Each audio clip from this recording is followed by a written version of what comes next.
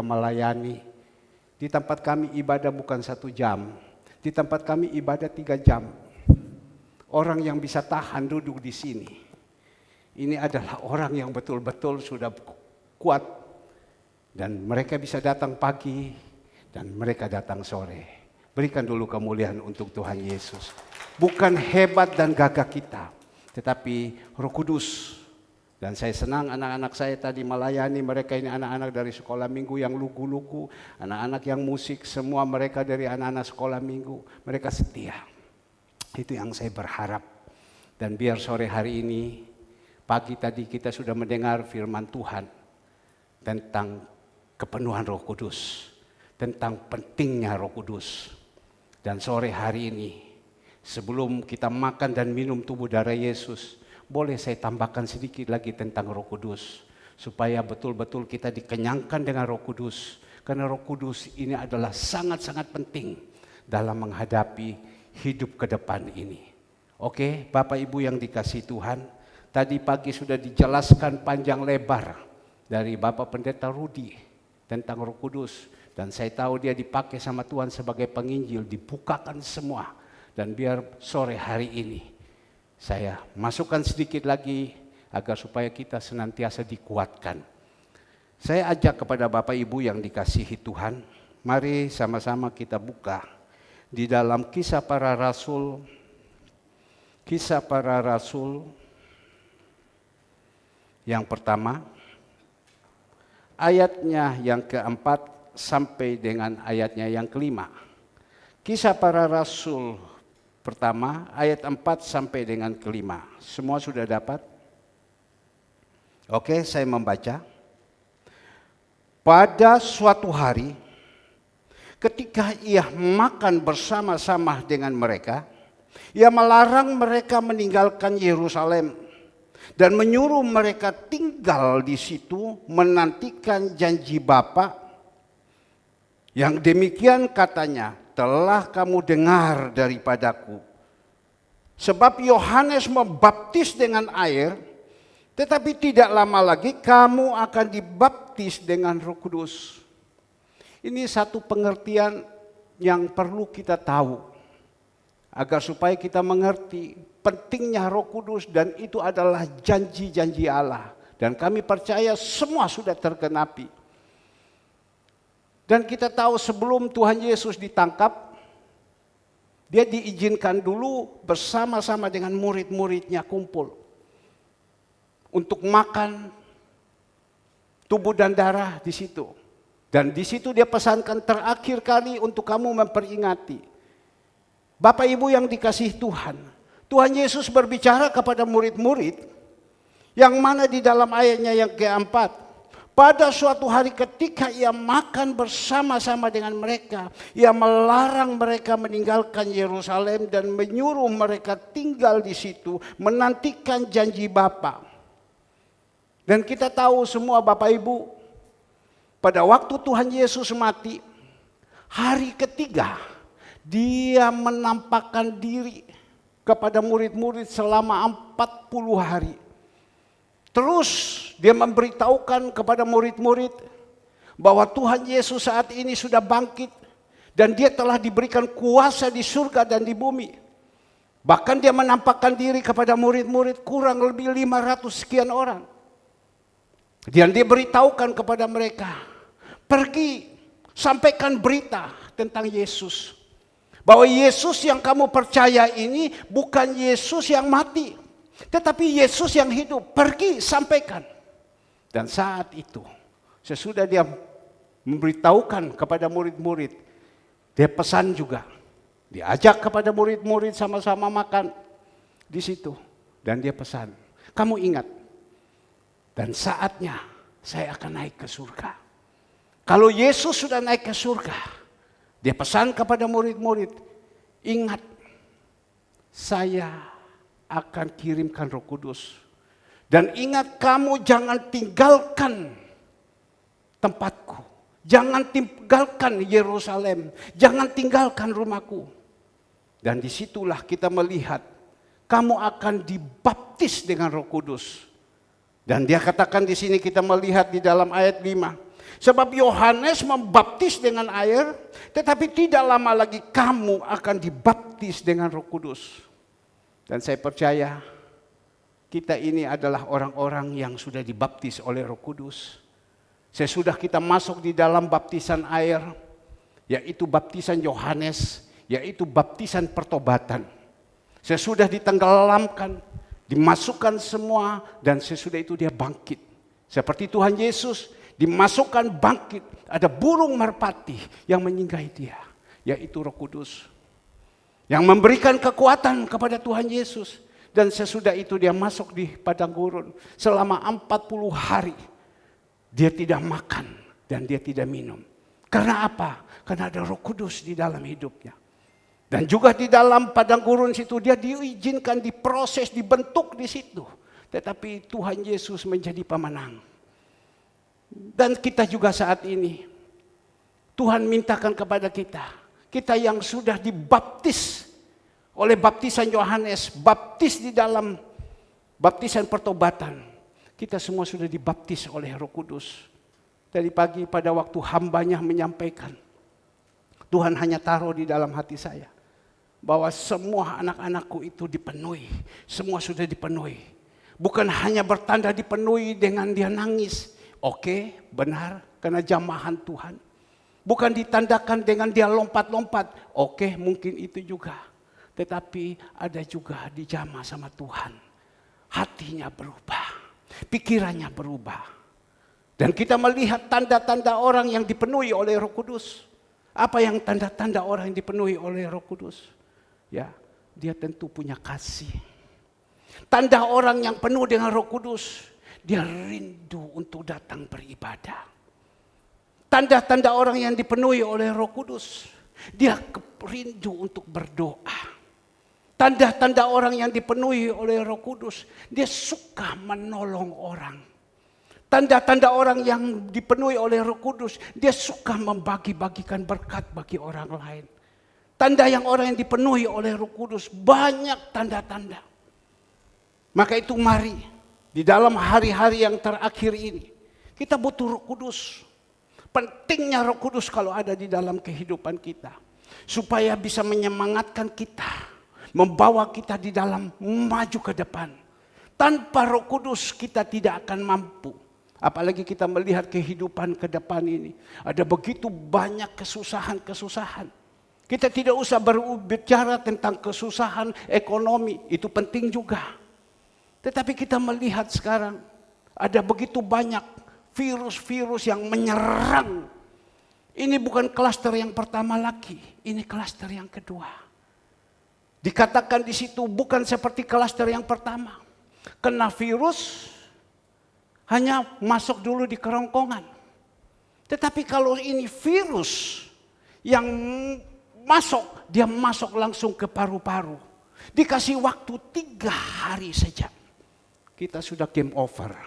Kalau kita sudah game over, untuk apa seluruh harta yang ada di dalam dunia ini? Tidak ada gunanya. Maka itu kita butuh minta Tuhan jaga kita. Saya hanya teringat, kalau Tuhan ada bersama dengan kita, Tuhan akan memagari kita seperti Ayub. Kita lihat Ayub. Ayub 1 ayatnya yang ke-10. Coba tolong dikeluarkan. Ayub 1 ayatnya yang ke-10. Bukankah engkau membuat pagar sekeliling? Sebentar. Ya. Bukankah engkau membuat pagar sekeliling dia, rumah-rumah segalanya dimiliki, dikerjakan, telah kau berkati. Dan apa yang dimiliki makin bertambah di negeri ini. Ayub ini adalah orang yang saleh. Ayub ini orang yang takut akan Tuhan. Ayub ini adalah orang yang jujur. Ayub ini adalah orang yang jauh dari kejahatan. Maka itu saya sebagai gembala di tempat ini, saya senantiasa mendidik anak-anak saya. Agar supaya kita jadi anak-anak Tuhan, pengikut Tuhan. Jangan jadi orang jahat. Coren puyau cofairen. Jangan jadi orang jahat. Jadilah orang baik. Bagaimana kita bisa jadi orang baik kalau ada Roh Kudus di dalam hidup kita. Kejahatan-kejahatan manusia lama kita itu ditinggalkan. Dan kita bisa menjadi orang baik. Kalau kita sudah menjadi orang baik, kita menjadi orang benar, Tuhan akan kirim pakar. Coba kita lihat sekali lagi tolong. Ya, Tuhan akan kirim pakar seperti Ayub. Ayub 1 ayat 1, tolong dikeluarkan. Ayub 1 ayatnya yang pertama, agak cepat. Ya. Ini tolong kalau bisa dihilangkan dulu jadi saya.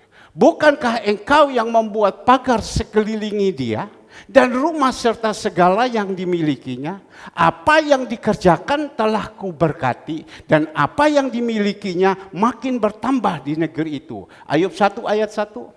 Dan kita tahu ini tentang Ayub. Ayub 1 ayat 1. Ya. Ada seorang laki-laki di tanah Uz bernama Ayub. Orang itu saleh, jujur, ia takut akan Allah dan menjauhi kejahatan. Ayub ini di tanah Uz, dia itu adalah orang yang saleh, orang yang jujur, dan ia takut akan Allah dan menjauh kejahatan. Kalau kita sudah pegang ini Bapak Ibu yang dikasih Tuhan, aman hidup kita. Kita tidak peduli lagi ini orang kaya atau orang miskin. Pribadi kita yang ada di situ, kita jalankan dengan sendiri. Tuhan pasti memagari kita, Tuhan pasti jaga kita, dan Tuhan pasti memberkati kita. Biar sore hari ini kita tahu tentang kepenuhan Roh Kudus dan kita melihat bagaimana orang-orang yang sudah dipenuhi oleh Roh Kudus. Ya, dan disinilah satu cerita kebenaran firman Tuhan. Kita buka di dalam Kisah Para Rasul 2 ayat pertama. Kisah Para Rasul 2 ayat pertama tentang Pentakosta. Semua gereja-gereja hari ini kalau ada yang buka berbicara tentang hari pencurahan Roh Kudus.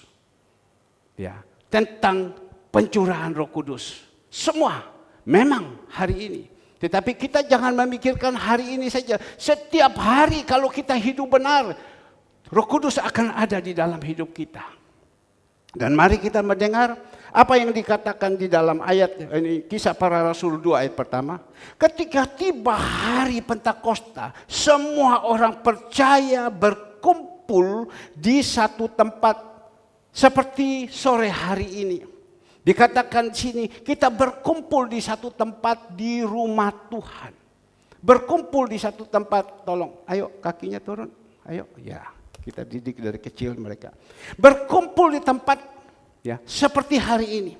Bahkan dikatakan di dalam ayat 2, tiba-tiba turunlah dari langit suatu bunyi seperti tiupan angin keras yang memenuhi seluruh rumah di mana mereka duduk. Tiba-tiba turun. Kadang kalau kita berbicara kepada orang yang mungkin tidak mengerti firman Tuhan, kita berbicara tentang ini, mereka sinis. Karena mereka tidak mengerti. Maka itu Tuhan katakan, umatku binasa karena tidak mengerti isi Alkitab. Tapi kalau kita tahu, di dalam ayatnya yang kedua dia katakan tiba-tiba turunlah dari langit suatu bunyi seperti tiupan angin keras yang memenuhi seluruh rumah di mana mereka duduk. Kita tadi semua sudah dipenuhi. Bukan sekarang saja. Pertama kali dibaptis, kita sudah dipenuhi oleh Roh Kudus. Kita di dalam ibadah kita dijamah sehingga pikiran hati kita dirubah. Dan dikatakan di sini ayat ketiga, dan tampaklah kepada mereka lidah-lidah seperti nyala api yang bertebaran dan hingga pada mereka masing-masing. Setiap orang masing-masing itu Roh Kudus akan singgah. Tinggal bagaimana hati kita. Saya percaya terang dengan gelap itu tidak bisa bersatu. Jadi saya senantiasa menekankan kepada jemaat yang Tuhan percayakan digembalakan. Marilah gelap ini kita buang. Supaya terang itu bisa masuk. Kalau kita bisa buang gelap ini dengan sendirinya, terang akan masuk. Pak, bagaimana caranya buang? Itu hanya satu, hanya Tuhan kita Yesus Kristus. Firman saja yang penuh dengan kuasa, yang bisa merubah kita, yang bisa membuang hidup kita. Dan biar sore hari ini saya berdoa, Roh Kudus datang, masuk di dalam kehidupan kita. Karena kita sudah siap. Kita sudah siap dan Roh Kudus masuk. Dan dikatakan di sini, di dalam ayat ke-4, maka penuhlah mereka dengan apa? Roh Kudus. Maka penuhlah mereka dengan Roh Kudus. Lalu mereka mulai berkata-kata dalam bahasa-bahasa lain.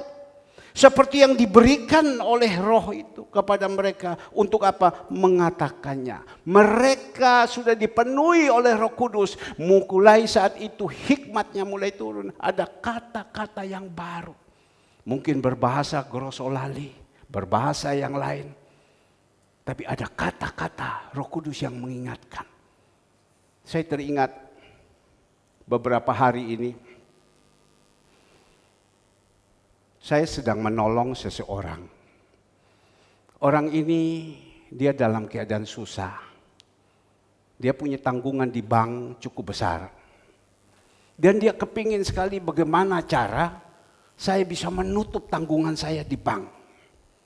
Tentu dengan cara apa? Bekerja. Dan pada waktu itu dia kepingin bekerja, tapi zaman sekarang ini kan kerja susah. Jadi gimana? Persis saya barusan ini kan kenal baik dengan calon atau sekarang dia sudah menjabat sebagai pemimpin atau pasang burung Garuda di satu kabupaten. Dan saya sudah berbicara kepada dia, Pak, tolong Pak, orang ini bantu Ono, bantu. Ya oke, saya akan bantu kepada dia. Dan saya suruh kepada orang ini, kamu pergi kepada burung Garuda ini. Ibaratnya si orang pemimpin di daerah. Dan waktu dia pergi, dia bilang, oke, kamu tunggu, saya sudah lantik, saya akan memilih yang mana kerjaan untuk kamu. Saya sudah lantik, selesai. 2-3 hari karena ada Roh Kudus di dalam ini. Terus ingatkan saya, kamu pergi. Kamu pergi sekarang. Dan dia pergi kepada penguasa yang sudah dilantik ini. Dan pada waktu dia pergi sampai di sana apa yang terjadi? Karena di situ waktu dia sudah siapkan semua ini kerjaan untuk orang ini dan lain-lain segala semua. Pada waktu itu ada konflik di dalam. Dia bilang daripada rame dan lain-lain. Ya sudah. Singkat cerita, tadi pagi saya suruh. Kamu pergi. Waktu tadi kemarin kamu pergi. Pada waktu kamu pergi dia sampai di sana, dia ketemu kepada pemimpin ini dan pemimpin ini berkata, "Waduh, ini kerjaan-kerjaan ini saya tidak urus lagi, kamu langsung aja bagian instansi ini." Dia pulang dia lapor sama saya, "Gimana ini? Ini kelihatan ini harapan sudah tidak ada karena kelihatan ada kekacauan di dalam." Tapi saya hanya ingat pencurahan Roh Kudus. Saya berbicara. Saya bilang, Tuhan tolong, gimana hikmat ini? Singkat cerita Bapak Ibu, saya bilang sama dia, karena sudah 1 tahun lebih tidak pernah beribadah. Pikirannya sudah buta, hatinya sudah buta. Ya, hanya ada emosi melulu. Tadi saya sempat singgung, ada beberapa waktu juga yang lalu ada orang yang karena punya masalah.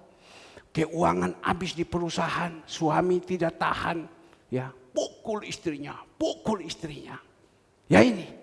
Tapi pada waktu saya berbicara, kamu pagi-pagi tadi kurang lebih 4:30, ayo bangun kamu. Kamu ke gereja, dia nurut. Ke gereja bukan cari kerjaan, tidak. Cari Tuhan. Supaya Tuhan memberikan kita hikmat. Cari Tuhan supaya Tuhan berikan kita ketenangan. Cari Tuhan supaya Tuhan memberikan pertolongan kepada kita. Karena dia adalah jalan dan kebenaran. Cari dia. Dia ambil satu kesimpulan, dia pergi. Dan dia pergi pulang. Saya ikuti terus. Pagi hari saya ikuti terus. Singkat cerita, selesai ibadah saya coba menghubungi. Dia bilang tidak ada harapan. Tapi disinilah yang dikatakan. Roh Kudus mulai kasih tahu. Engkau hubungi orang ini. Saya telepon orang ini. Kau hubungi orang ini. Saya telepon orang ini. Selesai. Dan sekarang sudah terjawab. Apa yang dia butuhkan, Tuhan sudah tolong. Berikan kemuliaan untuk Tuhan Yesus. Pentingnya sekali Roh Kudus. Maka itu Bapak Ibu yang dikasihi Tuhan. Di sini firman Tuhan mengatakan, maka penuhlah mereka dengan Roh Kudus. Lalu mereka mulai berkata-kata dalam bahasa-bahasa lain. Seperti yang diberikan oleh Roh itu kepada mereka untuk mengatakannya. Mungkin kita berkata, aduh gimana caranya? Saya mau ketemu dia ini gimana? Saya dah biasa ketemu orang-orang macam begini. Ada orang kan, kalau mau bertemu dengan orang-orang besar, rasanya gugup duluan. Tapi kalau ada Roh Kudus di situ, Roh Kudus sendiri yang memberikan kita keberanian. Roh Kudus sendiri yang memberikan kita hikmat untuk berbicara. Sehingga persoalan-persoalan itu bisa selesai. Maka itu Bapak Ibu yang dikasihi Tuhan. Anak-anak kita yang ada di sini. Saya tetap berdoa agar supaya anak-anak kita ini yang ada di sini, kalian tetap hidup takut akan Tuhan. Tidak usah pikir yang lain. Nanti Tuhan yang atur. Apa yang harus kamu hadapi? Memang kesulitan-kesulitan ini banyak. Tuhan bilang hari-hari yang terakhir ada begitu banyak kesukaran-kesukaran. Bagaimana kita harus menghadapi kesukaran? Kita jangan takut. Kalau ada Roh Kudus di dalam hidup kita, kita akan mampu untuk menghadapi semuanya. Nah, kita melihat di sini. Maka penuhlah mereka dengan Roh Kudus. Orang yang sudah dipenuhi oleh Roh Kudus, mereka tunggu di kamar loteng, mereka sudah dipenuhi, mereka mulai bisa berbahasa-bahasa. Sehingga kalau kita mau baca mulai dari Kisah Para Rasul 2 ayat 1 sampai 13. Ya, itu ada bahasa-bahasa yang baru yang Tuhan berikan. Kadang orang berkata, kok apa? Kok jemaat Tuhan, Orabaya Rama Syanda Rama Saka, bahasa apa itu? Inilah bahasa yang dijanjikan Tuhan orang yang dipenuhi oleh Roh Kudus. Saya teringat sekian puluh tahun yang lalu baru pertama kali saya jadi melayani Tuhan. Waktu itu ada di Perak.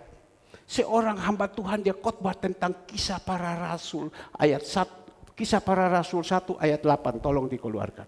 Kisah Para Rasul 1 ayatnya ke-8. Di sini firman Tuhan dengan jelas dia mengatakan, Kisah Para Rasul 1 ayat 8. Tetapi kamu akan menerima kuasa kalau Roh Kudus turun ke atas kamu. Dan kamu akan menjadi saksiku di Yerusalem dan di seluruh Yudea dan Samaria dan sampai ke ujung bumi. Memang kalau kita sudah betul-betul menyerahkan hidup ini, kita akan dipenuhi oleh Roh Kudus. Kalau sudah dipenuhi dengan Roh Kudus, kita akan mendapatkan kuasa. Saya ingat 20 tahun yang lalu saya ada di Perak Timur. Maka tadi Pak Anton tanya, Pak, jadi di Perak Timur sana, habis dari Perak Timur pindah sini. Karena beliau punya kantor juga mungkin sebelah atau sebelah lagi dengan saya. Sudah pindah di situ? Ya, saya pindah di sini. Jadi di Perak Timur sana saya dipenuhi oleh Roh Kudus. Pada waktu Roh Kudus masuk di dalam kehidupan saya itu seperti rasanya apa? Mengeluarkan air mata, banting diri, segala semua kotor-kotor yang ada di dalam semua itu tinggalkan semua. Disitulah saya mulai bebas. Dan pada mulai saya bebas itu saya mulai jaga.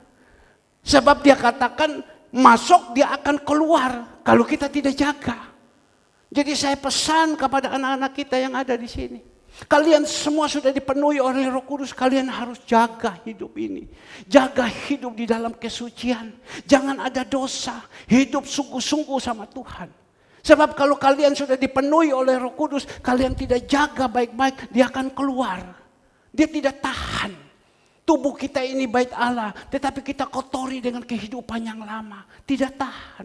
Roh Kudus tidak tahan dengan kehidupan kita yang lama ini. Maka itu kita harus jaga. Nah, kita melihat Bapak Ibu yang dikasihi Tuhan, apa yang terjadi? Orang yang sudah dipenuhi oleh Roh Kudus diberikan kuasa kepada Tuhan. Dan murid-murid ini mereka mulai pergi. Untuk apa? Menyampaikan kebenaran firman. Menyampaikan kebenaran firman. Dikatakan di dalam Kisah Para Rasul 2 ayatnya ke-37. Kisah Para Rasul 2 ayat 37. Ketika mereka mendengar hal itu, hati mereka sangat terharu. Lalu mereka bertanya kepada Petrus dan rasul-rasul yang lain, apa yang harus kami perbuat, saudara-saudara? Jawab Petrus kepada mereka, bertobatlah dan hendaklah kamu masing-masing memberi dirimu dibaptis dalam nama Yesus Kristus. Untuk apa? Pengampunan dosamu. Maka kamu akan menerima karunia Roh Kudus. Nah, kalau Roh Kudus sudah ada di situ, saya lupa tadi untuk membawa botol minyak wangi. Ada botol minyak wangi kami yang sudah kami pakai, sudah habis. Ada botol minyak wangi yang masih ada. Tapi di sini kita melihat, waktu mereka sudah dipenuhi oleh Roh Kudus, itu seperti botol minyak wangi yang masih ada isi. Saya sebelum turun, saya pakai baju semua, saya ambil minyak wangi, press. Wangi, enak. Karena di dalam itu ada minyak. Tapi kalau botol minyak wangi yang kosong, kita press, tidak ada. Tidak ada apa-apa. Misalkan saja sekarang, botol sekarang ini, kami kebanyakan isi minyak kayu putih. Untuk semprot dan lain-lain. Ya, kalau ada minyak kayu putih, kita semprot enak. Tadi pagi waktu masuk, Ivon datang kepada saya, Om bisa minta tolong minyak kayu putihnya dong. Loh, kenapa kamu udah bawa Om? Lupa katanya. Oh ya, minyak kayu putih, ada isi, ada isi. Tapi kalau botolnya kosong, tidak ada isi. Maka itu sama juga kita. Karena kita sudah dipenuhi oleh Roh Kudus. Itu ada kuasa. Ada kuasa untuk apa? Menyampaikan kabar-kabar baik. Ada kuasa. Jadi kalau kita hanya menyampaikan dengan logika kita, dengan kekuatan kita, mungkin kita mau berbicara kepada orang ini supaya dia bertobat, dia bisa jadi baik. Dengan emas dan perak atau uang. Ya, mungkin orang itu karena butuh uang, oke. Tapi kalau si umpama orang ini punya kuasa, kita melihat di sini Petrus, Yohanes dengan murid-murid yang lain, mereka pada waktu itu dengan penuh kuasa, mereka pergi masuk di rumah Tuhan di Gerbang Indah.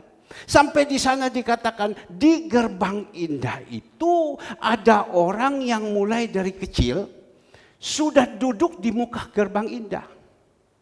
Untuk apa? Minta sedekah. Pada waktu dia pergi ke situ minta sedekah. Tapi Petrus, Yohanes dan teman-teman datang dengan power. Karena ada Roh Kudus. Pada waktu dia minta sodor tangan. Apa yang dikatakan? Coba kita melihat dulu. Supaya kita tahu semua. Kisah Para Rasul 3 ayatnya yang ke-6.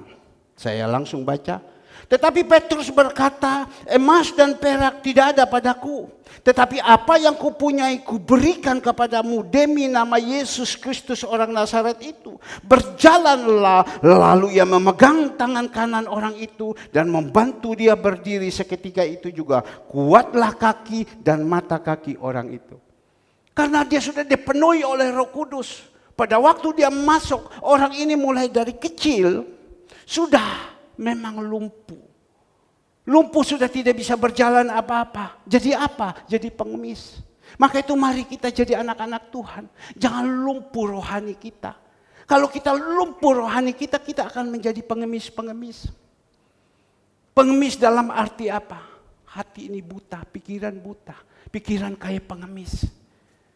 Dan kita melihat, karena dia penuh dengan Roh Kudus. Dia bilang, saat ini juga bangun. Bayangkan orang yang dari kecil, dari lahir sudah lumpuh. Karena punya kuasa, bangun. Nah ini yang kita perlu praktek. Bangun. Dia katakan, emas dan perak saya tidak punya. Yang saya punya hanya satu. Nama Yesus, bangun. Kadang orang melihat supaya dia mau bertobat, anak itu bisa baik dan lain-lain. Dikasihkan uang. Uang sih perlu, bukan tidak. Perlu. Tetapi yang paling penting kita kasih nama Yesus. Beberapa waktu yang lalu ada seseorang cerita kepada saya, aduh kepala saya ini pusing, dia bilang. Kenapa? Saya punya anak pukul sama istrinya. Sampai babak belur. Mau berurusan dengan polisi. Ada apa? Saya bilang. Dia bilang karena di rumah ini mereka bekerja. Dan saat ini kan COVID-19 pekerjaan sepi. Pekerjaan-pekerjaan semua sudah hancur. Ya, jadi sekarang dia mau bayar bunga bank sudah tidak ada uang. Mau bayar utang sudah tidak ada uang. Ruwet pikirannya. Mumek pikirannya. Ya. Untuk supaya dia bisa macam begitu, bisa melampiaskan karena dia tidak ada Tuhan. Saya tanya, anak kamu itu anak Tuhan? Ya anak Tuhan. Ke gereja apa tidak? Ya sudah tidak ke gereja lagi. Mulai COVID sudah tidak ke gereja lagi. Sudah lama. Jadi sekarang dipukul oleh istrinya. Istrinya mau lapor polisi. Tapi dia bilang jangan. Kenapa? Kamu masalah apa? Ya ada uang. Jadi dia bilang saya hari Senin ini saya harus siap gopek Teo. Tahu gopek Teo? Ya, takut lagi sama Pak Daniel. 500 juta untuk kasih. Saya bilang bukan itu solusinya. Yang paling penting anak ini dulu ditaruhkan Tuhan di dalam hidupnya. Kalau kau kasih uang, dia hanya dapat, dia bilang ya terima kasih. Tetapi ininya kan tidak berubah. Maka itu anak-anak kita semua yang ada di sini. Jangan dimainkan dengan uang. Kasih kepada mereka Yesus. Kalau kita kasih dengan mereka Yesus, ada Roh Kudus di dalam hidup mereka sendiri. Saya punya cara berpikir. Pada waktu dulu saya kerja. Itu anak saya antri di belakang. Ya. Kalau dia lompat lari kiri, lari kanan, lari kiri, lari kanan, mamanya hanya main dengan uang. Itu tanya David ada di belakang. Hanya main dengan uang. Dia hanya minta, mama minta. Tidak kasih, mama minta. Cuma takut sama papanya. Tapi sekarang kami sudah dalam Tuhan. Kita sudah mengerti. Kita tidak main anak kita itu dengan uang. Kita kasih sama mereka apa? Takut akan Tuhan. Itu yang paling penting. Saya berharap. Saya sebagai si orang gembala. Kalau yang tadi tamu datang dia sebagai penginjil. Dia sampaikan selesai dia pulang. Tapi saya harus rambut kembali anak-anak saya. Ya. Orang-orang tua. Kita sudah di dalam Tuhan. Kita didik anak-anak kita supaya mereka hidup takut akan Tuhan. Itu yang paling penting. Kalau mereka sudah hidup takut akan Tuhan. Tentu mereka ada di dalam jalan yang benar kan. Coba lihat jemaat kita semua. Tidak peduli orang tua, anak muda, noni-noni, segala semua. Anak sekolah minggu duduk diam dan pegang Alkitab. Karena itu memang sudah dididik. Sudah dididik. Didik apa? Takut sama Tuhan. Kalau kita sudah dapat takut sama Tuhan. Itu enak. Mungkin kita tanya, Pak, takut sama Tuhan itu apa, Pak? Kita berpikir, apakah Tuhan Yesus datang? Wah takut, wah gini. Tidak. Saya 2 hari yang lalu, tiba-tiba jam 2 Tuhan kasih bangun sama saya.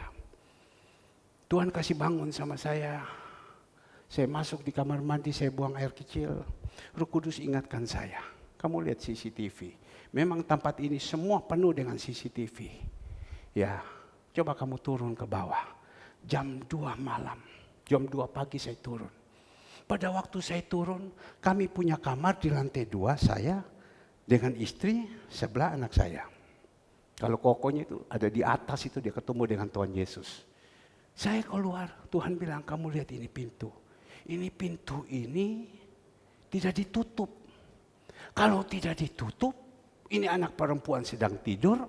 Datanglah bajingan datang, lompat pagar kan bahaya. Betul ada CCTV.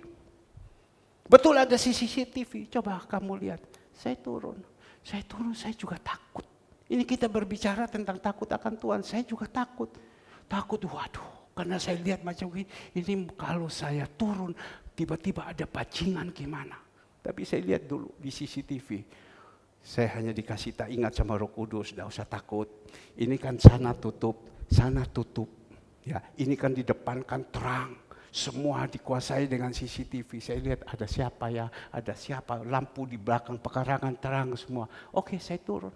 Saya turun sampai situ, saya putar, selagam semua, saya naik kembali. Rasa ada takut. Takut juga. Tapi bukan takut itu. Yang takut dimaksudkan.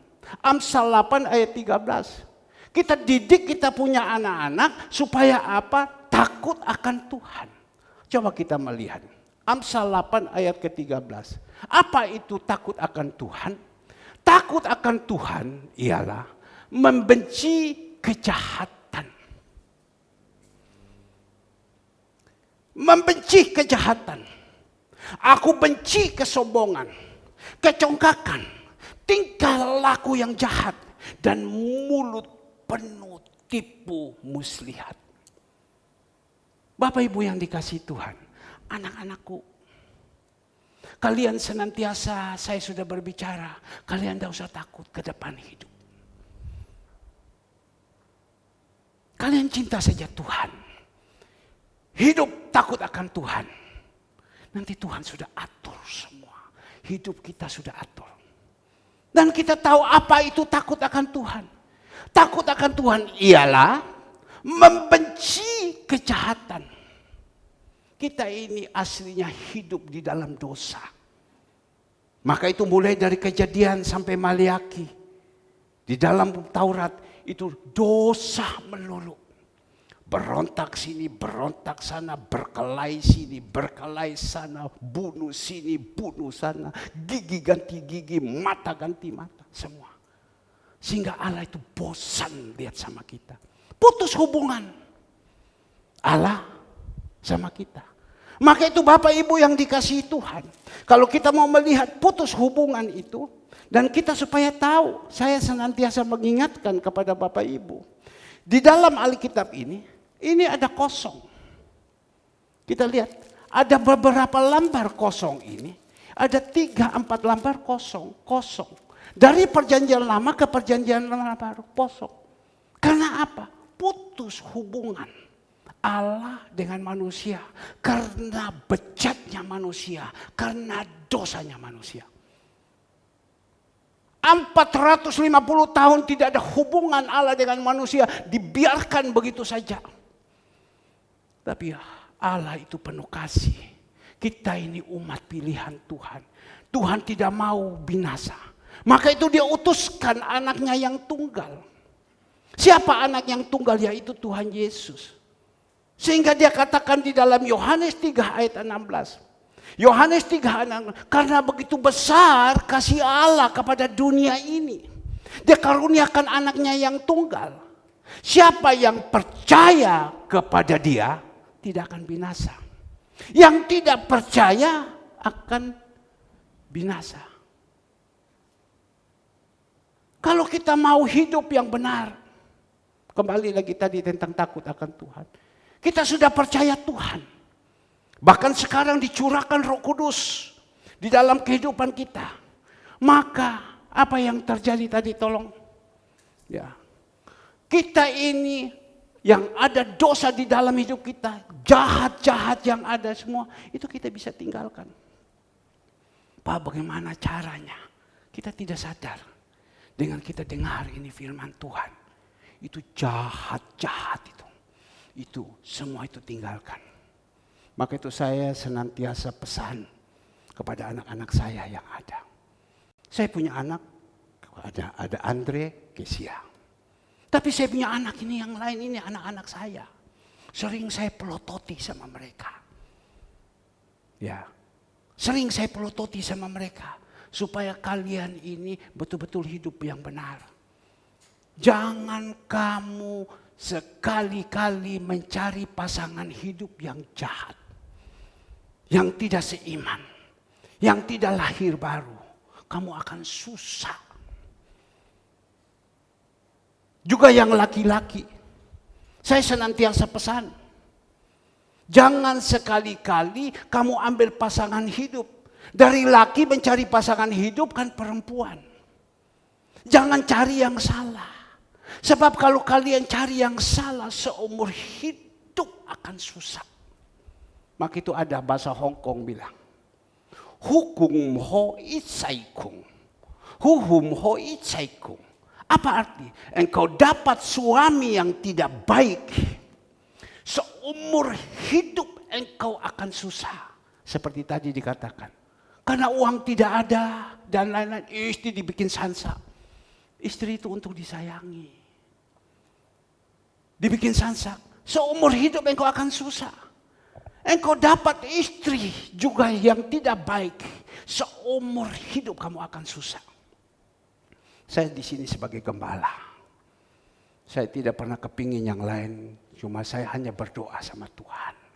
Tuhan tolong. Anak-anak saya ini Tuhan. Rubah. Yang mereka punya hidup yang lama ini rubah Tuhan. Rubah Tuhan. Jadikan mereka yang baik. Jadilah yang benar.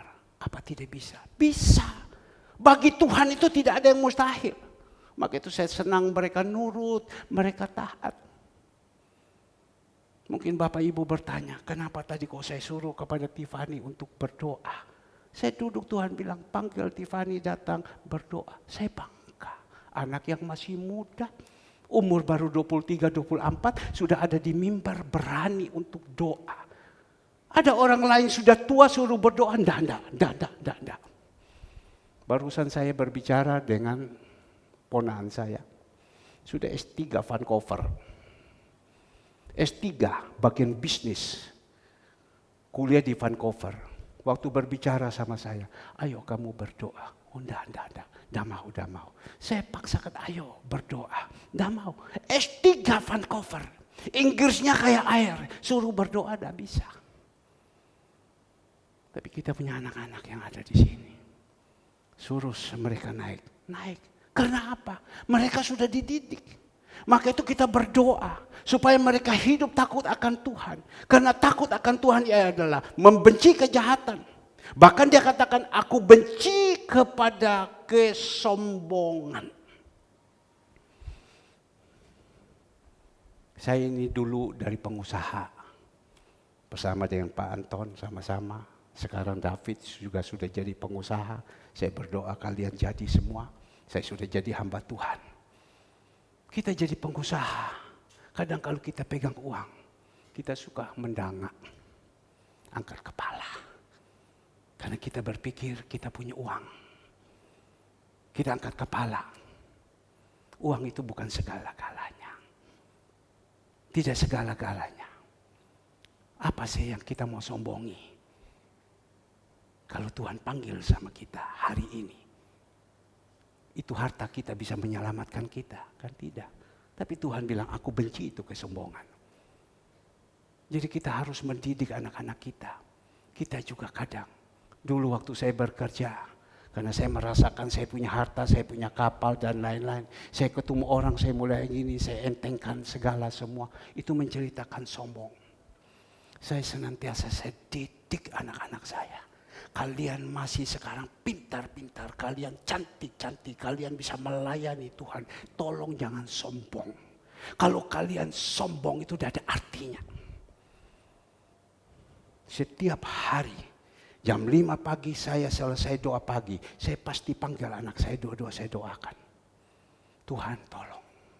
Anak-anak ini jadi anak-anak yang takut akan Tuhan.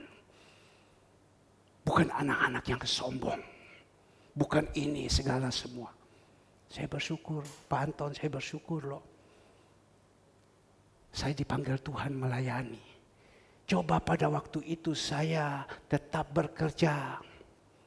Dan saya tidak melayani Tuhan. Saya tidak tahu anak saya jadi apa. Karena saya melihat teman-teman saya yang bekerja. Pada zaman letting kami dulu. Anak-anaknya sekarang mulai diterus generasi untuk meneruskan. Apalagi dia lihat papa punya kapal. Wah siapa ini? Hei siapa dia? Oh, jadi sombong. Sampai mereka katakan anak si A, wah sombong sekali. Anak si B, wah sombong sekali. Saya bersyukur anak saya. Saya bukan kecapi, tidak. Saya bersyukur. Karena apa? Mereka sudah terdidik. hidup susah, hidup takut akan Tuhan.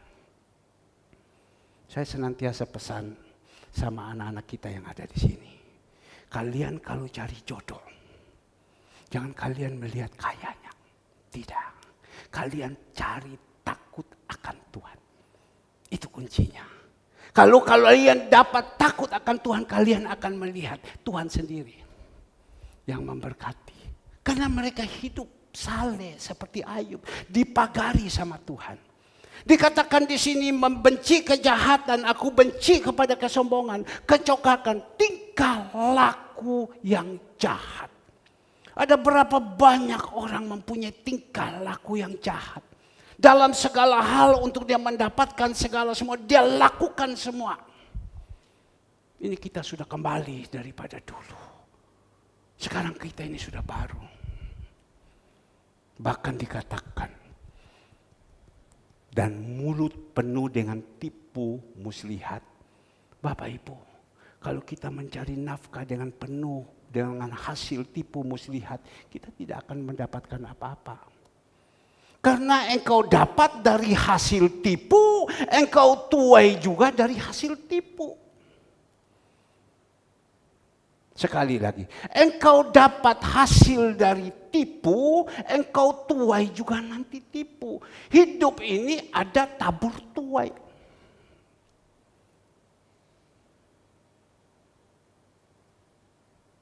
Nah inilah Bapak Ibu. Kami hamba-hamba Tuhan. Kami yang sudah dipenuhi oleh Roh Kudus. Tuhan katakan ada, Tuhan berikan, kalau kita sudah ada Roh Kudus, Tuhan berikan kita hikmat. Hikmat untuk mengetahui. Kadang kita berbicara karena kita sayang. Jangan tipu ya, ini tipu loh. Saya langsung bilang, jangan tipu, jujur. Oh ya, saya senantiasa. Saya setiap minggu, Bapak Ibu yang dikasih Tuhan, kedua anak saya suruh kepada mereka, kamu pertanggungjawabkan dan atau kamu harus beritahukan kepada papa dan mama. 1 minggu, selama 1 minggu ini kau mendapatkan hasil berapa? Yang laki saudara Andre, sekian. Hari Minggu harus lapor sama papa. Kau dapat hasil berapa? Papa dah butuh kamu punya uang. Anak saya perempuan Kesia, kau dapat hasil berapa? Tapi yang saya omong kepada mereka, kamu harus jujur. Tidak boleh tipu. Karena apa? Papa bukan kepingin kamu punya uang. Karena papa tahu kamu mendapatkan hasil ini dari mana. Dan supaya itu papa doakan. Tuhan terima kasih. Saya tidak doakan 1 bulan. Saya doakan per minggu. Tapi anak-anak saya setiap hari saya doakan. Setiap hari saya doakan. Saya doakan. Jadi mereka lapor. Kemarin saya bilang, Kes, besok minggu lapor.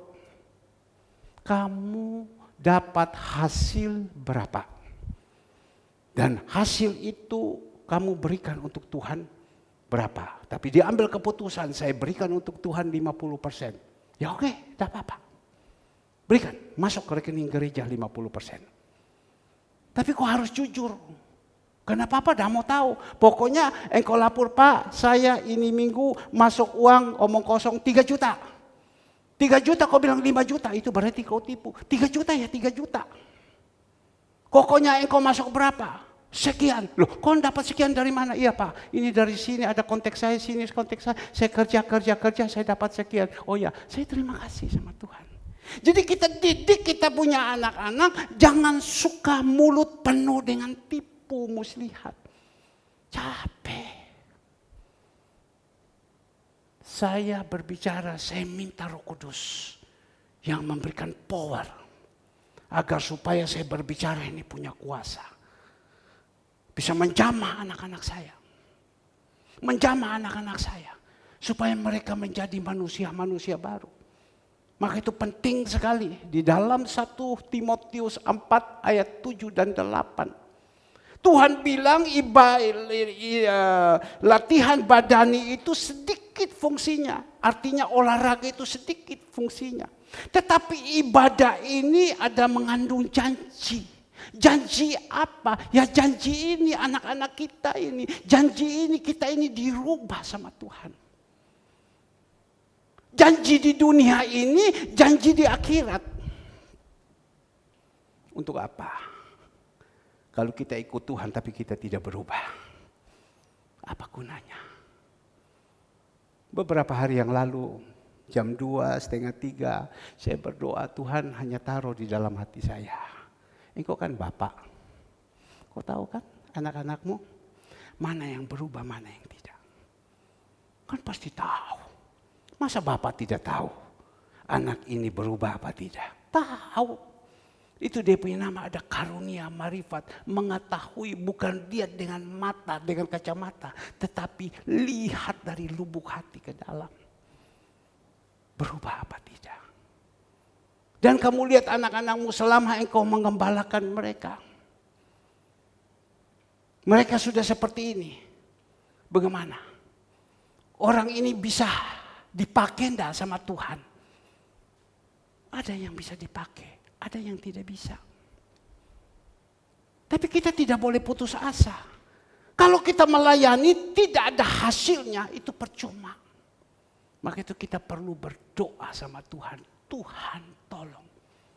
Saya tadi malam saya berdoa.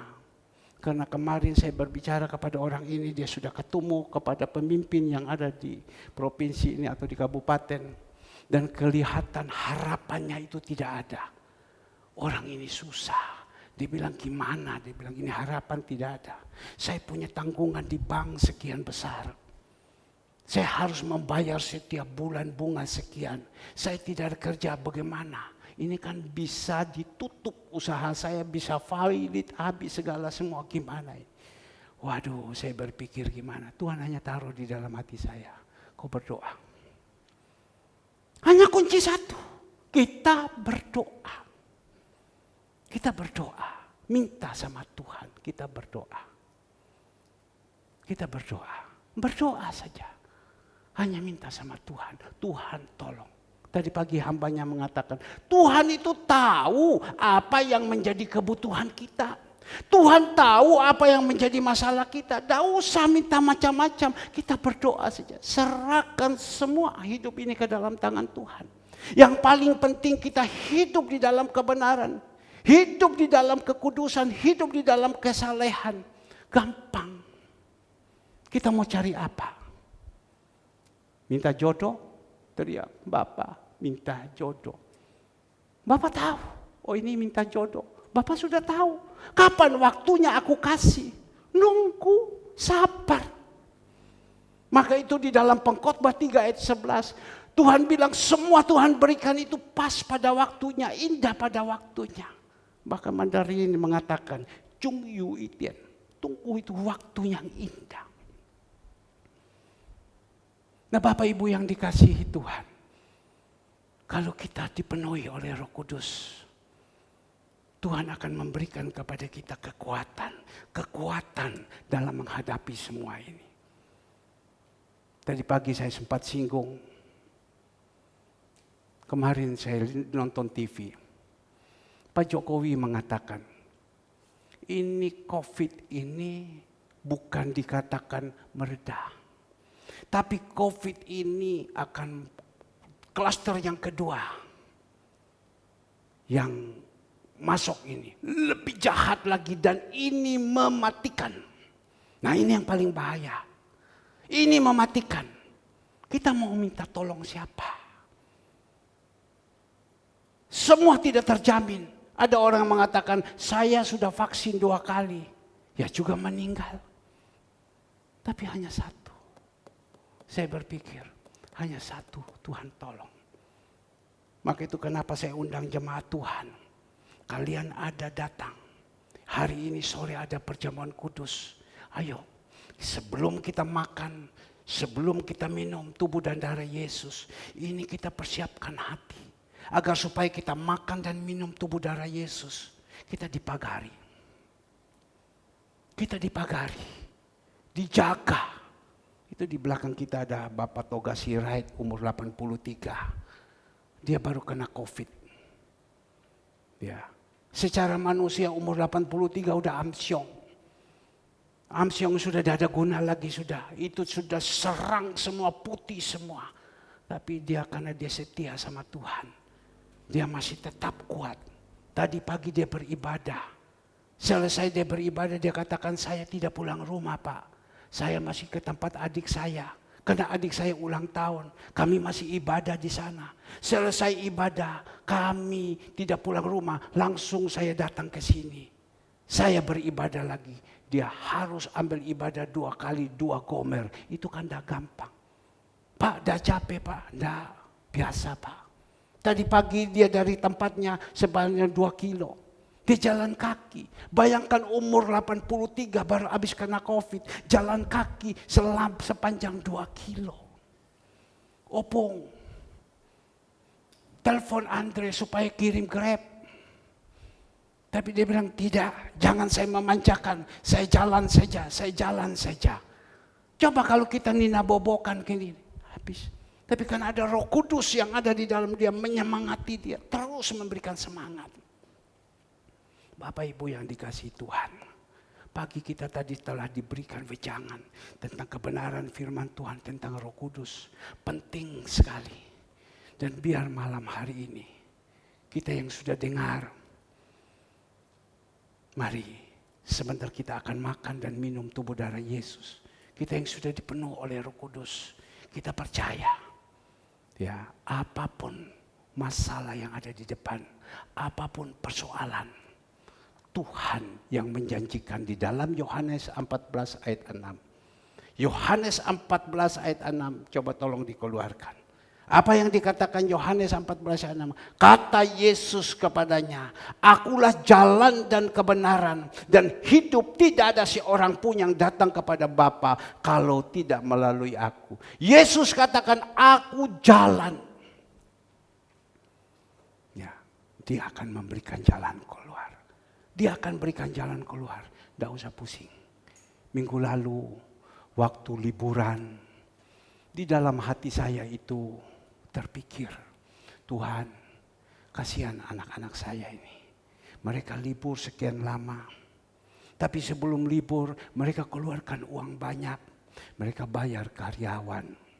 Mereka bayar THR, uang banyak. Habis itu libur bank sekian lama. Ini habis bank buka. Mereka harus siapkan lagi untuk menutup cek-cek. Saya susah. Karena apa? Saya pernah mengalami hidup ini. Saya berdoa sama Tuhan. Dan saya katakan, kamu datang ya, kita berdoa ya. Saya tahu hari Senin itu berat kamu langkai. Karena hari sudah libur sekian banyak. Ya, berat kamu langkai, ayo jalannya. Tapi saya percaya Tuhan berikan jalan. Tuhan berikan jalan. Ya jalan. Sampai hari ini kita jalan. Mungkin kita khawatir, kita takut, kita bingung. Tapi Tuhan buka jalan.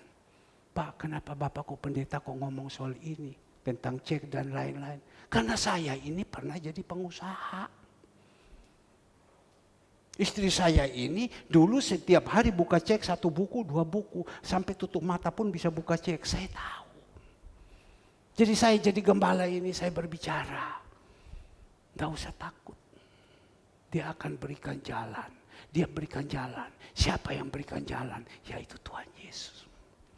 Dia akan berikan jalan keluar. Kalian punya kesulitan apa? Kalian punya masalah apa? Dia pasti berikan jalan keluar. Amin. Saya undang pemusik singer. Sebelum kita makan dan minum tubuh darah Yesus, mari kita renungkan baik-baik di dalam hidup kita. Apa